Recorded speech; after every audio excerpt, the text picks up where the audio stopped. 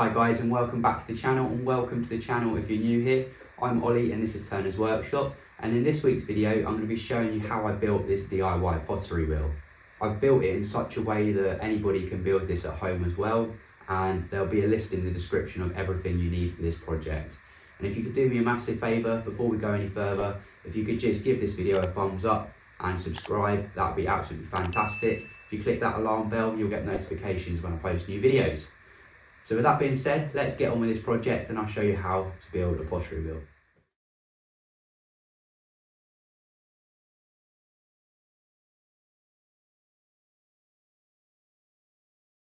I've wanted to get into pottery for quite a while now. However, pottery wheels are very expensive. You're looking at around £1,500 for a decent one online. So I thought I might as well build my own. I came up with this rough design and I'm basing the dimensions on the ones that I've seen online. So that way we're going with something that's tried and tested. We are going to need quite a few components for this project, so I've put a list in the description below of everything you'll need, including links to those products. It's definitely worth having a look around on the second-hand marketplaces because lots of the time you can pick up this stuff relatively cheap, if not for free if people are throwing it out.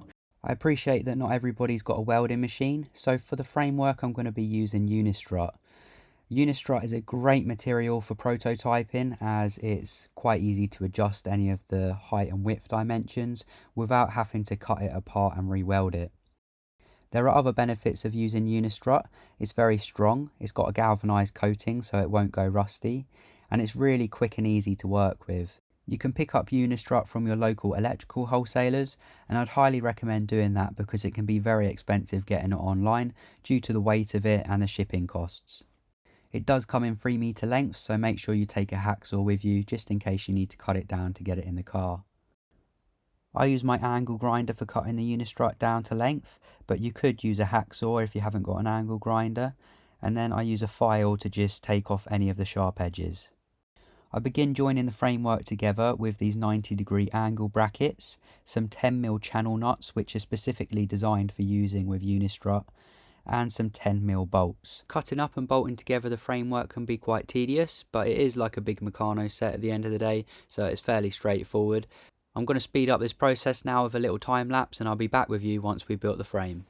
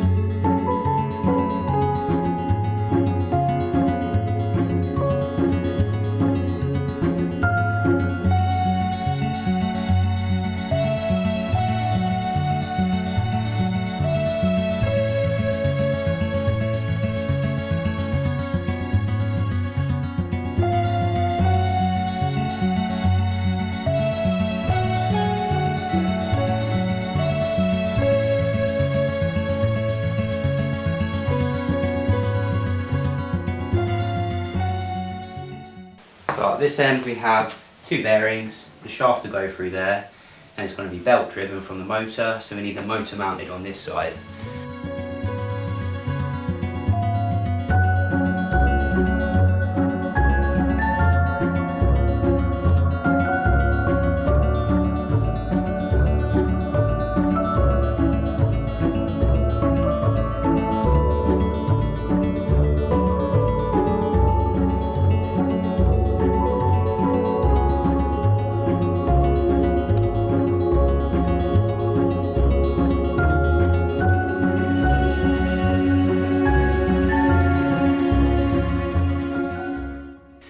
I need to open the taper lock up a little bit because it's really tight to get on this shaft, and to do that you get a screwdriver and whack it in this slot to open it up.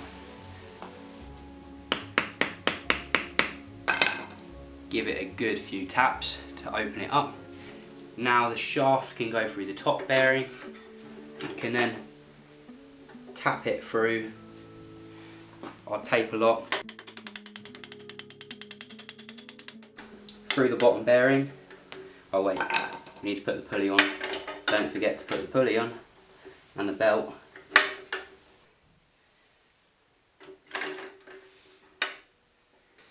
Now tap the shaft through the bottom bearing.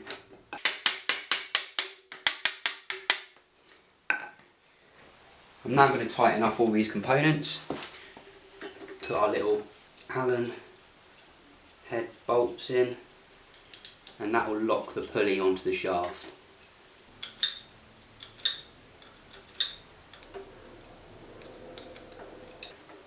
The belt can go on the pulleys.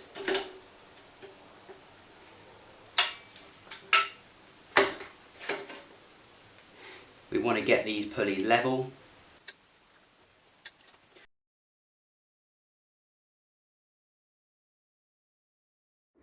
Just wanted to talk a little bit about the motor I'm using. So it's a 3-phase induction motor, and because it's 3-phase, it requires a 3-phase supply.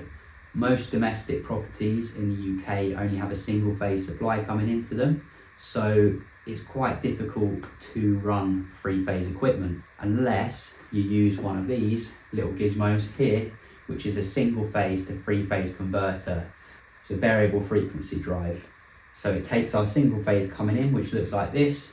This is our sine wave, 230 volts at 50 hertz, and it produces an output which looks like this, so we can still run a 3-phase motor. It's a really clever piece of kit and absolutely fantastic for this project. Have a look around, see if you can find yourself a 3-phase induction motor. This one is 500 watt one, but you can get various sizes, and this will operate a motor up to 750 watts. So you've got a little bit of scope there to find the right size motor for your project. I mount the variable frequency drive in this control box so all the electrical terminals are protected and to prevent against water ingress.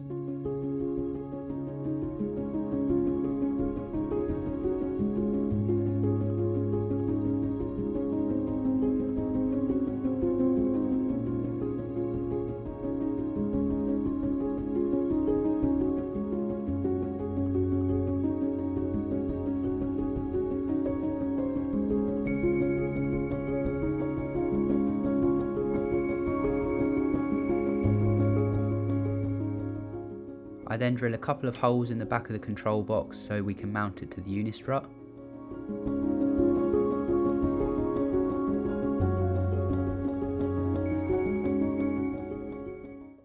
It needs 3 cables coming into the bottom of this little control box. So let's drill these out. These are just 20mm glands.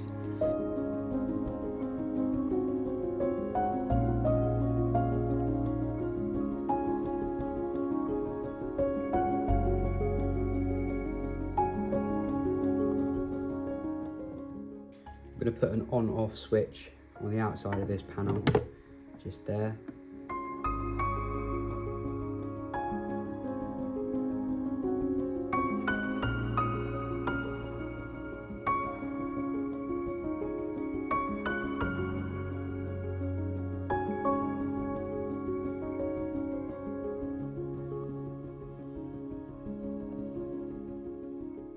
The variable frequency drives get quite warm in operation, so it's important to make sure that you allow adequate ventilation inside your panel. So I measure out and cut a hole in the side of this to allow the heat to escape. There we go, it's not too bad, it's lined up pretty well. There's still a little bit of wobble in this framework, so I'm going to cut another 2 braces to go across the bottom here, and that will just make it really sturdy. And then we need to form this bowl over the shaft. I was originally just going to cut a hole in the bottom, but then any water that gets caught in this bowl will go straight through the hole, down the shaft, onto our bearings and destroy our bearings. What I plan on doing is heating the bottom of this bowl It's made out of plastic of some sort. I'm not sure what because it's all in Chinese. I'm going to heat the bottom of this bowl and then push it over the shaft in the middle so that it should create a conical shape in the middle of this bowl.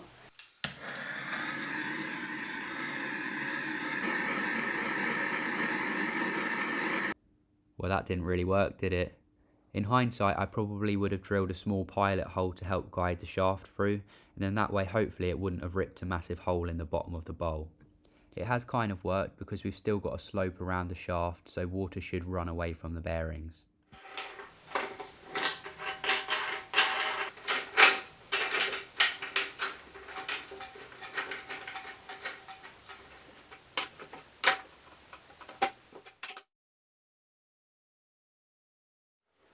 We're going to have our line or live conductor coming into the switch here on one side, and we're going to have our neutral, the blue, also go through this switch, so we're switching both the live and neutral coming in.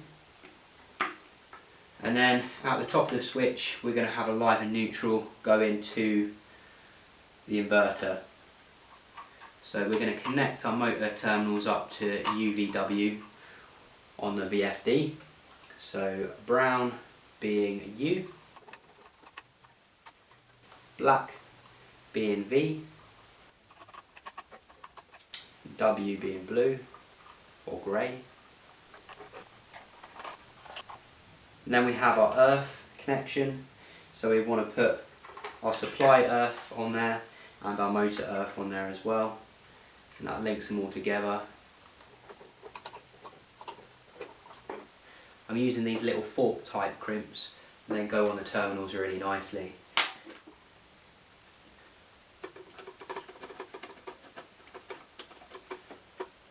And then on this connector block we're only using the top three terminals, the 5 volt, the variable resistance and the common, and that goes down to our foot pedal.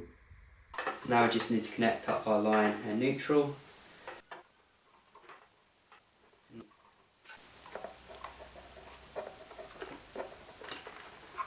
So we've got our 2.5mm Arctic cable coming in there on the orange one. We've got our 3 wires, live, neutral and earth. Our line and neutral come through this normally open contact, so it's switching both sides of the supply coming in, and then that goes to our inverter at the bottom there, line and neutral. That's our input side, and then on the output side this goes to our motor. We've got UVW, and then we've got our earth from the supply, and then this one goes down to the motor, and the motor's also earthed against this framework here.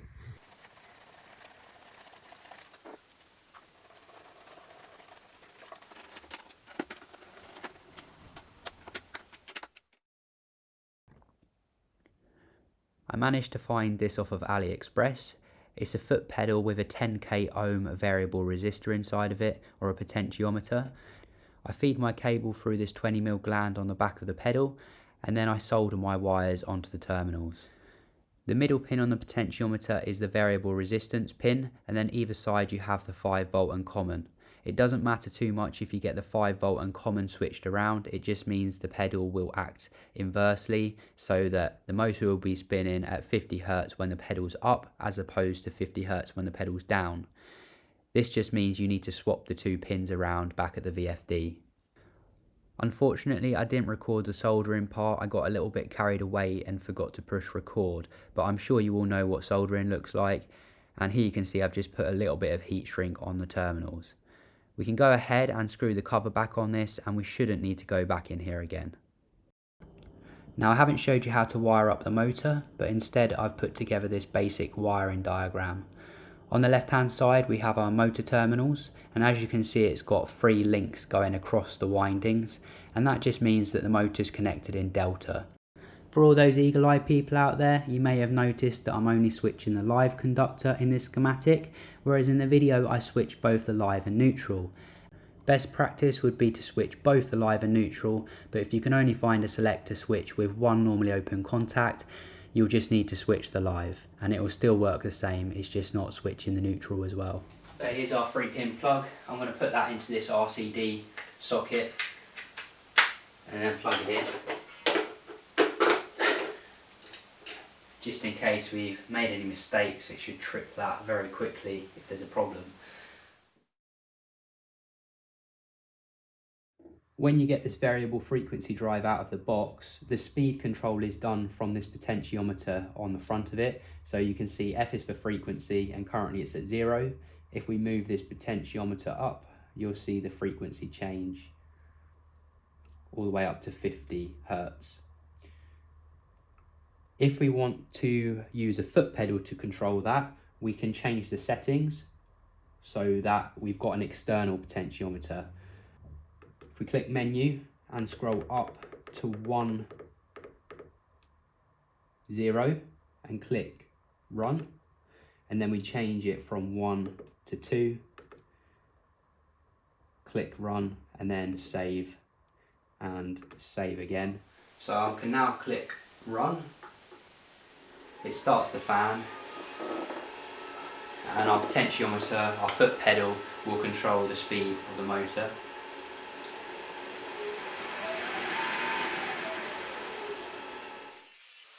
I cut 2 more pieces of unistrut to reinforce the framework and prevent it from wobbling.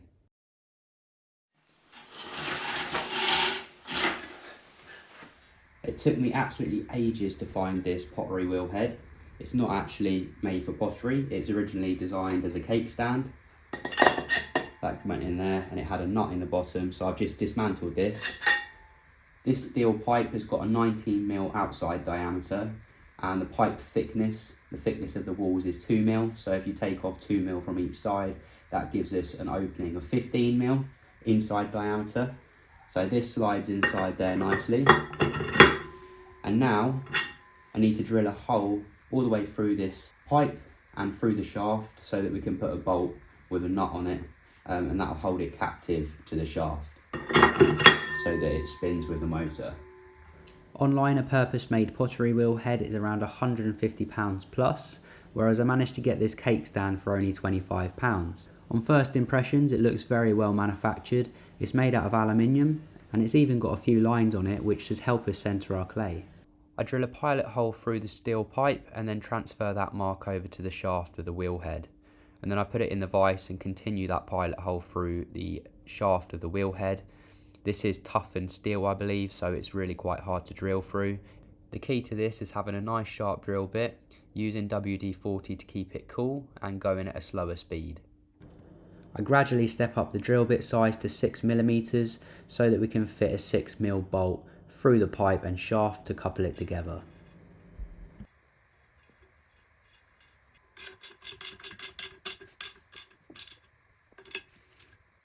I've got a couple of old scaffold boards which I'm going to be using as the tabletop, so let's cut them down to size.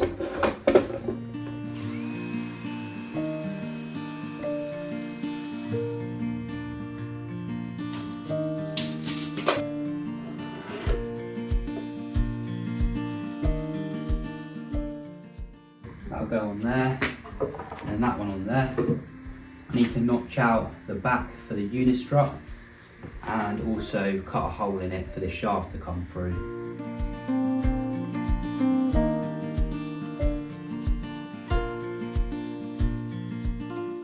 To make for a neater cut, I'm just going to use a sharp knife to score the surface of the wood, and that should stop the wood breaking out.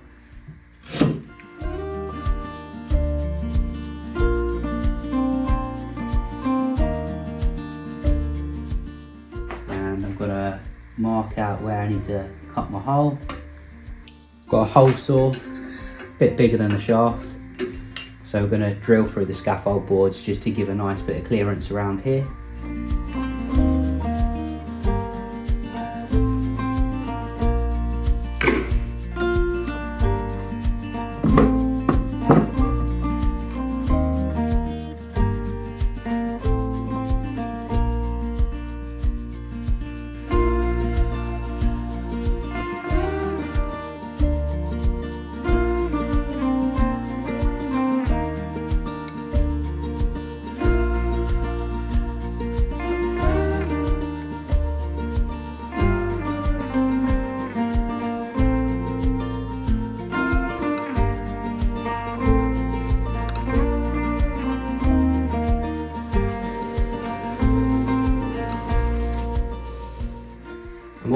have this little shelf mounted at the back.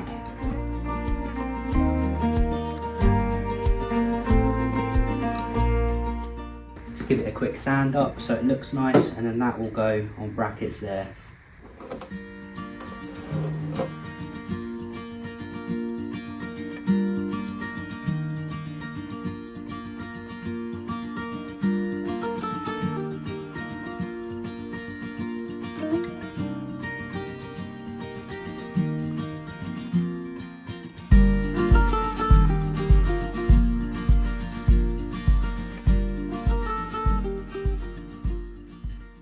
There's a slight bit of play between the shaft and the bearings because I didn't realise you could actually get 19mm bearings if you get the Imperial type. So I've got 20mm bearings, which means we've got a millimetre to fill up.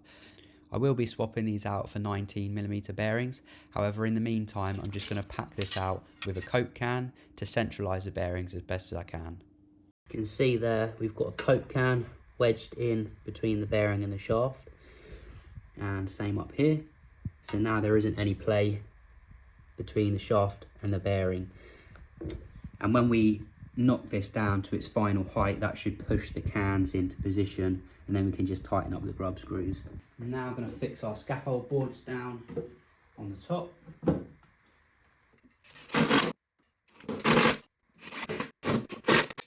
I've got this bracket I'm just going to cut in half, and then I'm going to put half at the front here, screw that down, half at the back just to pull it all level.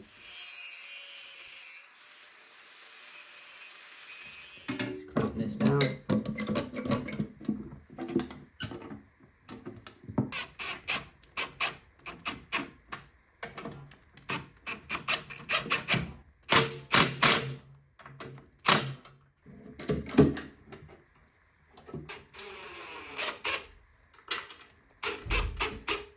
I want this wheel head to sit within the bowl so that any splash gets caught on the edge of the bowl and it doesn't go everywhere. The bearings are loose, so this should just tap down a bit.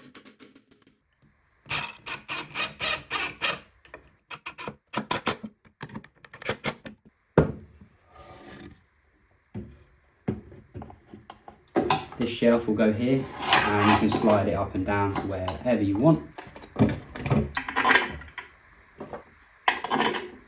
I've got this PVC collar which I'm going to glue around the base of our bowl so that any water that gets caught in here doesn't find its way down into the bearings. Now I'm just going to pour hot glue around the edge, and that will seal the gap.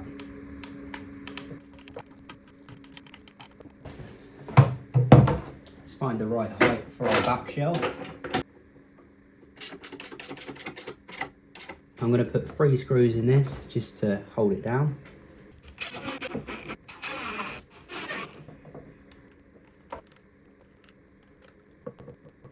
Finally, we can put our wheel head on.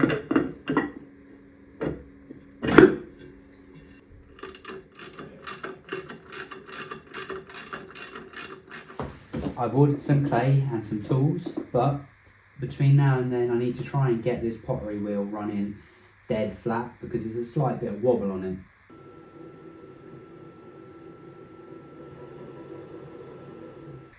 Yeah, it's in the wheel head itself.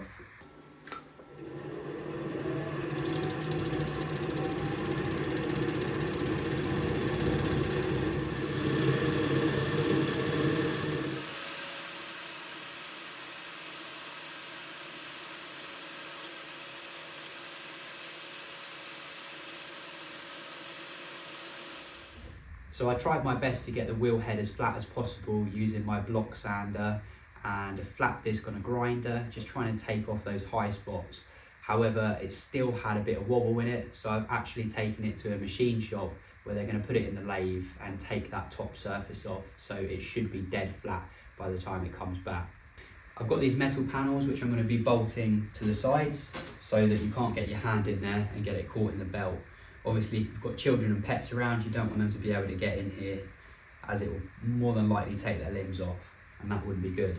So I'm going to drill and tap 6 holes in this unistrut and then bolt these panels to the sides.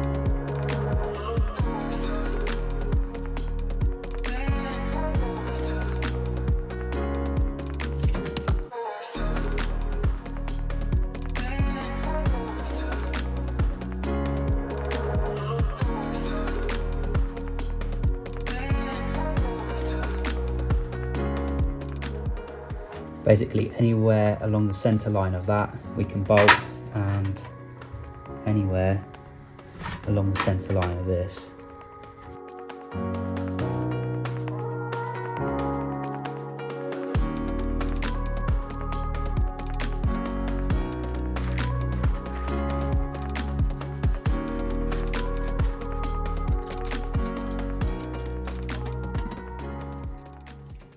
Now, I'm by no means a master potter. This is the first time I've ever used a pottery wheel, apart from a little plastic one I had as a kid.